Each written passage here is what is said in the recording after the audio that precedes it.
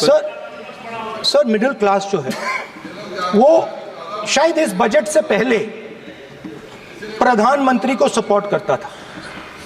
जब प्रधानमंत्री ने कोविड के समय उनसे थाली बजवाई थी तो उन्होंने दबाकर थाली बजाई, धड़ धड़ धड़ धड़ धड़ थाली बजा बजाई।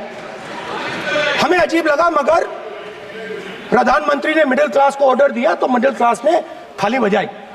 उसके बाद प्रधानमंत्री ने उसी मिडिल क्लास से कहा मोबाइल फोन की लाइट जलाओ, और मोबाइल फोन की लाइट जली। मिडिल क्लास ने, पूरे हिंदुस्तान में मिडिल क्लास ने मोबाइल फोन की लाइट जला दी। अब इस बजट में आपने उसी मिडिल क्लास के एक छुरा पीठ में मारा, दूसरा छुरा छाती में, एक इधर मारा और एक इधर मारा। इंडेक्सेशन जो आपने कैंसिल की वो पीठ में छुरा था, और जो कैपिटल गेन्स टैक्स आपने बढ़ाया वो छाती में छुरा था।